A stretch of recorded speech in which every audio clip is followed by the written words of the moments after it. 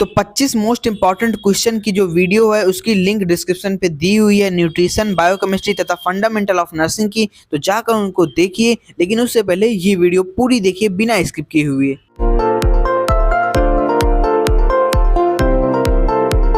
Hey guys, welcome back to my new video. Guys, आज की video है BSc nursing second semester के सभी स्टूडेंट के लिए, क्योंकि कल से उनके एग्जाम शुरू हो रहे हैं। तो आज की वीडियो में हम बताएंगे कि अगर आपको अभी तक कुछ खास तैयार नहीं हुआ है तो आपको कैसे अब तैयारी करना है, क्योंकि अब 24 घंटे से भी कम का समय रह गया है आप सभी के पास। तो आप लास्ट 24 आवर्स में क्या क्या आप कर सकते हैं, तो सारी बात करेंगे। तो उससे पहले अगर आप चैनल पे पहली बार विजिट कर रहे हैं, चैनल को सब्सक्राइब कर लीजिए, वीडियो को लाइक करने के साथ बेल आइकन को प्रेस कर लीजिए, ताकि हमारी आने वाली कोई वीडियो सबसे पहले पहुंचे आप तक। तो बढ़ते हैं सीधा वीडियो की तरफ।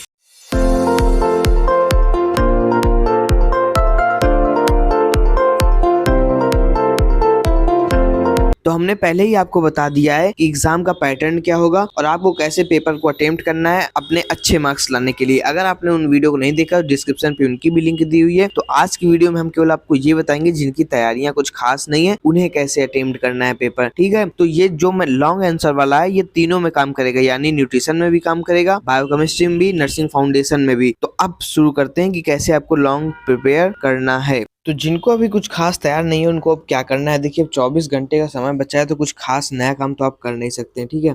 डिस्क्रिप्शन पे लिंक दी हुई है न्यूट्रिशन, बायोकेमिस्ट्री तथा फंडामेंटल ऑफ नर्सिंग के 25 मोस्ट इंपॉर्टेंट क्वेश्चन की। आपको वही क्वेश्चन उठाने हैं सिंपली। उनमें से आपको जितने क्वेश्चन लॉन्ग के लग रहे हैं कि ये लॉन्ग क्वेश्चन है, उनको क्या करना है, लॉन्ग क्वेश्चन नोट कर लेना है एक जगह।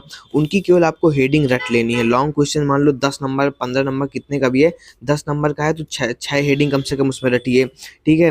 15 नंबर क्वेश्चन है, 12 नंबर क्वेश्चन है, तो 7-8 हेडिंग रट लीजिए। हेडिंग एकदम सही सही रट लीजिए कि जो हेडिंग किताब में दी है उसको रट लीजिए। अंदर फ्लो चार्ट आप खुद से बना सकते हैं, मैंने बताया ही था, जैसे टाइप्स हो गया, सोर्सेज हो गया, ऐसे करके अब जो फ्लो चार्ट है उनको रट लीजिए, ठीक है।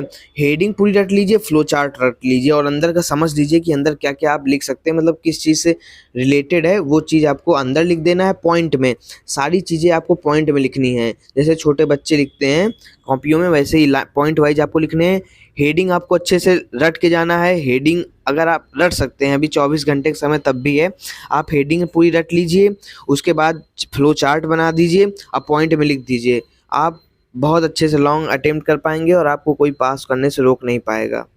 अब मान लीजिए क्वेश्चन है, what is vitamin sources deficiency, factor influences deficiency vitamin in our body and benefit और uses of vitamin in our body, ठीक है। अब मान लीजिए लॉन्ग क्वेश्चन है, आपको उसको कैसे तैयार करना है, ठीक है।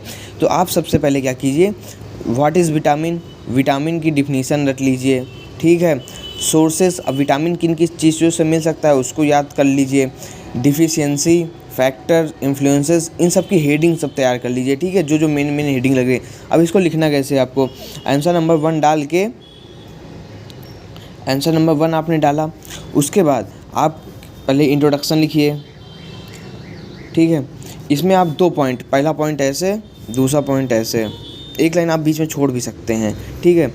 ये नहीं हर लाइन छोड़ के, अब जैसे 2 लाइन में आपने पहले कुल लिखा, फिर लाइन ख़त्म हो गई तो एक लाइन छोड़ दीजिए, फिर यहाँ से लिखिए, है ना। लगातार छोड़ के भी नहीं लिखना। जैसे मान लो कोई सेंटेंस है जो कि 2 लाइन में आ रहा है, तो उनको 2 लाइन में लिख के फिर एक लाइन छोड़ा, फिर एक ही लाइन पे आ गया तो फिर एक लाइन छोड़ा, फिर ऐसे। तो आप समझ जाएंगे मैं क्या कह रहा हूँ। उसके बाद डिफिनीसन लिखिए, डिफिनीसन लिखने के बाद फिर यहाँ छोड़ दीजिए। अब इसमें आगे पूछा है सोर्सेस, तो आप डिफिनीसन लिखने के बाद सोर्स यहाँ लिख के, अब यहाँ एक फ्लो चार्ट ऐसे बना सकते हैं, ऐसे बना के सोर्सेज ऑफ विटामिन, फिर आप लिख सकते हैं यहाँ पर जो जो सोर्स हो सकते हैं, जैसे ग्रीन वेजिटेबल्स, ठीक है। तो ऐसे फ्रूट्स, ये सब वगैरह अगर फ्लो चार्ट में बना देंगे तो एग्जामिनर थोड़ा अट्रैक्टिव लगेगी कॉपी। इसी के बाद हेडिंग पूरी, मतलब हेडिंग एकदम सही सही आपको लिखना हो, अंदर कंटेंट आप थोड़ा गलत भी लिख देंगे तो काम चल जाए, क्योंकि आपको इतना तैयार भी नहीं है। तो हेडिंग आपकी सही होनी चाहिए और जो आप फ्लो चार्ट में बना रहे हैं ये दोनों सही होना चाहिए। तो ऐसे ही आपको सारी हेडिंग मिड में लिख के अच्छे से अपनी कॉपी को प्रेजेंट करना है। जितनी अच्छी आप कॉपी प्रेजेंट करेंगे आपको नंबर मिल जाएंगे। तो यही चीज़ मैं बताना चाह रहा था आपको। अब इसके बाद बात आती है शॉर्ट नोट की। तो शॉर्ट नोट आपका 5 नंबर का टोटल होता है। 5 नंबर में आपको 3 हेडिंग उससे रट लेना है, ठीक है। और मान लीजिए कोई फ्लो चार्ट है, फ्लो चार्ट देखिए आप खुद से बना सकते हैं। किसी चीज़ का कोई टाइप्स है तो टाइप्स को ही आप फ्लो चार्ट बना सकते हैं, है ना। फैक्टर इन्फ्लुएंसिंग, उसी को फ्लो चार्ट में तो कुछ भी आप अपने मन से बना सकते हैं, ठीक है। तो ये फ्लो चार्ट बनाना जरूरी है नंबर अधिक पाने के लिए। अब आपको याद भी नहीं आ रहा तो बिल्कुल फ्लो चार्ट बना दीजिए, ठीक है। लेकिन फ्लो चार्ट वाला कंटेंट थोड़ा मिलता जुलता उसी से होना चाहिए, ये नहीं एकदम आप बियॉन्ड चले जा रहे हैं तो एग्जामिनर को हवा नहीं लग रही कि ये किधर का किधर लिख दिया, ठीक है।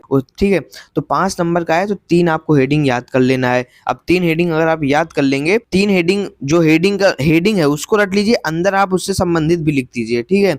हेडिंग पूरी रट लीजिए लेकिन हेडिंग एकदम सही होनी चाहिए, ठीक है। फ्लो चार्ट बना देंगे तो आपको शॉर्ट नोट में 5 नंबर पे 3 नंबर तो मिल ही जाएगा अगर हेडिंग सही रहती है और फ्लो चार्ट सही रहता है तो। और अब केवल 24 घंटे से कम का समय है तो आप कुछ नया ट्राई करने में भी ना जाइए, नहीं तो जो याद है वो भी भूल सकता है, ठीक है। तो है नया मत कुछ ट्राई कीजिए, जो याद है उसको एक बार देख लीजिए, बाकी सबकी हेडिंग पढ़ लीजिए और फ्लो चार्ट समझ लीजिए, ठीक है। नया करने कुछ मत जाइए। अब आप इसमें एक और काम कर सकते हैं, देखिए मान लीजिए कोई भी क्वेश्चन लॉन्ग है या शॉर्ट नोट है, ठीक है, 5 नंबर वाला है या फिर 15 या 10 नंबर वाला है, कोई भी क्वेश्चन वाला, अगर आपको कोई फंक्शन पूछने को आ गया, ठीक है, पॉइंट में लिखने को आ गया, अब आपको जैसे 5 नंबर कुछ मान लो आपको 10 फंक्शन लिखना है कम से कम, ठीक है।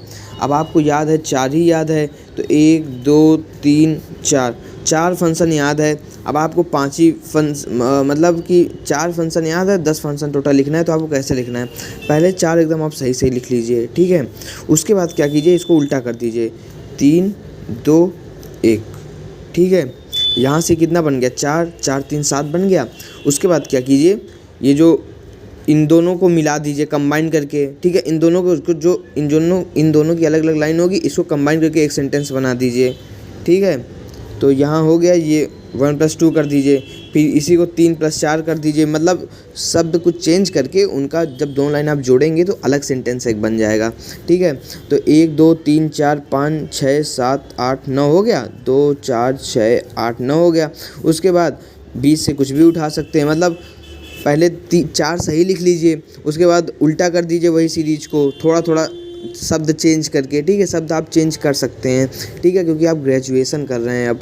उसके बाद 2 कंबाइन करके एक नया सेंटेंस बना सकते हैं। तो ऐसे बिल्कुल ये भी गलत भी नहीं लिखना है ना, तभी इन्हीं को मिला के लिखेंगे तो भाव वही निकलेगा और आपका नंबर मिल जाएगा आसानी से, क्योंकि एग्जामिनर भी देखेगा शुरुआत के 2-3 सही हैं, अंतिम के देख लेगा या फिर बीच के देख लेगा कि सब भाव सब अलग अलग ही आ रहा है, सेंटेंस सब अलग है। तो आपको इस तरह भी पॉइंट आप नए नए बना सकते हैं। इसके बाद बात करते हैं वेरी शॉर्ट एंड एमसीक्यू की। तो देखिए वेरी शॉर्ट होता है आपका 2 नंबर का, एमसीक्यू होता है आपका 1 नंबर का, ठीक है।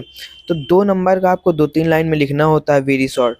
तो भाई इसमें क्या है, जो एक्चुअल उत्तर है आपको वही लिखना पड़ेगा, इसमें आप घुमा फिरा क्या लिखेंगे, 2 लाइन में आप क्या ही हेडिंग क्या ही वो, आपको 2 लाइन में सिंपली उत्तर लिखना होता है। मान लीजिए कोई टर्म पूछ रहा है या भी कोई छोटी शॉर्ट डेफिनेशन पूछ रहा है तो आपको सेम टू सेम जो उसका एक्चुअल उत्तर है सीधा वही लिखना है। और एमसीक्यू में भी एक सीधा ABC चुनना ही है, तो सही चुना तो नंबर मिल गया, नहीं तो कट जाएगा नंबर।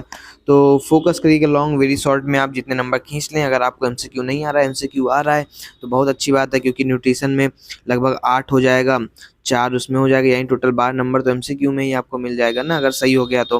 बाकी नर्सिंग फाउंडेशन में भी ऐसा ही है, 12 एमसीक्यू आएगा। तो आई होप यू दोस्तों आज की वीडियो आपको हमारी पसंद आई होगी, ऐसा ही फॉलो करिएगा, कुछ नया ट्राई मत करिए, अब थोड़ा ही समय बचा है क्योंकि। तो अगर चैनल पे पहली बार विजिट कर रहे हैं, चैनल को सब्सक्राइब कर लीजिए, वीडियो को लाइक करके बेल आइकन को प्रेस कर लीजिए ताकि हमारी आने वाली कोई वीडियो सबसे पहले पहुंचे आप तक।